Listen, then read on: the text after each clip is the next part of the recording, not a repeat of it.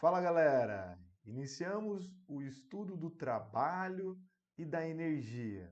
Mas o que é energia?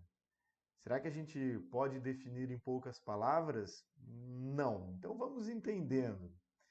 Eu coloquei aqui uma frase célebre, uma das frases mais conhecidas da ciência, que a energia não é criada, a energia não é destruída, a energia é apenas transformada. A energia só pode ser transformada. E com isso, nós iniciamos a análise do trabalho. O trabalho, que é uma maneira de transferir energia, é uma maneira de colocar ou retirar energia devido à aplicação de uma força. Eu coloquei aqui como exemplo uma pessoa empurrando uma caixa. Vamos supor que essa caixa esteja inicialmente parada.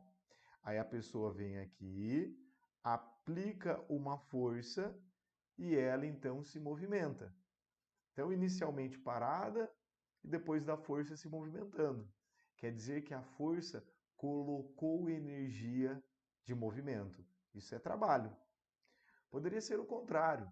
A caixa poderia estar vindo deslizando e a pessoa faz uma força contendo a caixa até que ela pare. O que a força fez?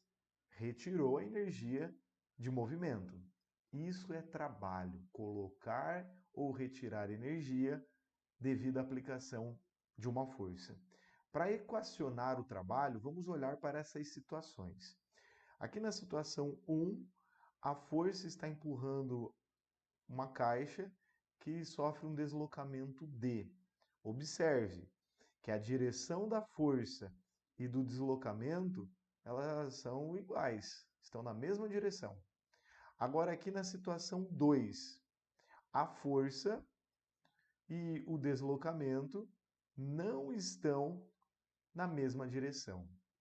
Sempre que a força e o deslocamento estiverem na mesma direção, o trabalho é igual a força vezes o deslocamento. Simplesmente F vezes D, força vezes deslocamento. Agora, se a força não estiver na mesma direção do deslocamento, é preciso fazer uma decomposição da força. Essa força ela tem uma inclinação aqui, ó. Essa força tem uma inclinação em relação à direção do deslocamento e eu vou chamar essa inclinação de θ. Então, quando a força for inclinada, há necessidade da decomposição da força. Eu já vou direto ao ponto.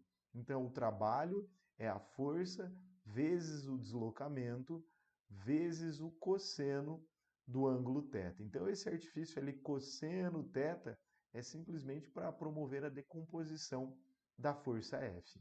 No Sistema Internacional de Unidades, trabalho é dado em joule. Ah, professor, mas a unidade joule não é unidade de energia e trabalho e energia têm a mesma unidade? Então, sim. Porque o que é trabalho? É colocar ou retirar energia, então a unidade tem que ser o joule. Atenção a uma nomenclatura. O trabalho ele é chamado de motor, ou ele é chamado de resistente, ou ele é até mesmo chamado de trabalho nulo. O trabalho é chamado de motor quando ele for positivo. E para que ele seja positivo, o ângulo θ, vamos voltar aqui, ó, olha a fórmula. Trabalho é força vezes deslocamento vezes o cosseno do ângulo. Para que o trabalho seja positivo, o cosseno de θ tem que ser positivo. Então, o ângulo θ ele tem que ser maior ou igual a 0 grau e menor do que 90 graus. O trabalho chamado de resistente, ele tem o sinalzinho de menos. E para que ele seja, então, negativo, o ângulo θ ele tem que ser maior do que 90 graus e menor ou igual a 180 graus. Veja que o 90 não entra nem aqui no motor, nem aqui no resistente.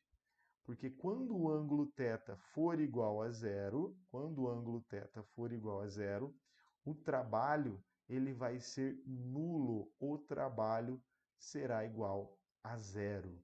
Atenção, com essa nomenclatura. É teórica, mas importante. A fórmula trabalho é a força vezes o deslocamento vezes o cosseno do ângulo, é uma fórmula limitada. Essa fórmula, essa equação, ela vale apenas quando a força é constante. Então, se aparecer uma situação em que a força não é constante, você pode encontrar o trabalho por meio do gráfico. Muita atenção, que o gráfico da força versus deslocamento, a área corresponde ao trabalho. Ah, então se eu encontrar a área de qualquer gráfico, eu tenho trabalho? Não, é só o trabalho, é só a área do gráfico força versus deslocamento. Mais uma teoria importante: forças conservativas.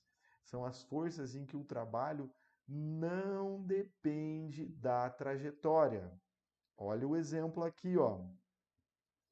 Nós temos uma partícula no ponto A e ela vem para o ponto B. Você pode trazer de A para B por vários caminhos. Um deles é esse aqui, ó. Foi e chegou em B. Vamos chamar esse caminho de caminho 1. Um outro caminho, uma outra possibilidade, é esse caminho 2. Veja que são trajetórias distintas. Mas se a força envolvida para deslocar a partícula de A a B for conservativa, se for a força peso, elástica ou a força elétrica, o trabalho não vai depender da trajetória. Então, o trabalho pela trajetória 1 será igual ao trabalho pela trajetória 2. Repito, forças conservativas, o trabalho não depende da trajetória. E nós temos 3 forças conservativas: a peso, a elástica e a força elétrica. Teórico e super importante esse detalhe. A primeira modalidade de energia que analisamos é a energia cinética, aquela energia que só aparece se o corpo estiver em movimento. A energia cinética ela não é passível de armazenamento. A energia cinética está associada ao movimento. Olha para a equação. Energia cinética é mv² sobre 2, onde o v é a velocidade. Então, depende da velocidade, depende do movimento. Só existe energia cinética se o corpo estiver em movimento. A massa tem que estar em quilograma, velocidade em metro por segundo, para então a energia cinética ser dada em joule. Uma outra modalidade de energia é a potencial gravitacional. Toda energia potencial ela é passível de armazenamento. Você pode acumular energia para transformar ela em uma outra modalidade de energia posteriormente. A energia potencial gravitacional é energia armazenada em corpos que estão a uma certa altura, corpos que estão elevados. A energia potencial gravitacional é dada por mgh, onde o m é a massa em quilogramas, o g é a aceleração da gravidade e o h a altura. Mais uma modalidade de energia, a última modalidade de energia, a energia potencial elástica. Lembra? Potencial é energia armazenada, nesse caso, em materiais elásticos. A energia potencial elástica pode ser determinada por meio dessa expressão aqui, ó, kx² sobre 2, onde o k é a constante elástica da mola, o x é a deformação da mola, e se você trabalhar com as unidades oficiais, a energia será dada em joule. Atenção, já estudamos na dinâmica a força elástica. Para você não confundir as equações da força elástica com a energia potencial elástica, eu lembro aqui ó, da lei de Robert Hooke. Força elástica é kx. Então, compara. Energia é kx² sobre 2 e força é só k vezes o x. Essa é a parte teórica. Lembra que para aprender física é necessário resolver exercícios, é necessário praticar. Então, faça a sua parte, assista os exercícios resolvidos e siga então para aquela listinha de exercícios aplicando todos os detalhes que vimos agora. Bons estudos e até o futuro!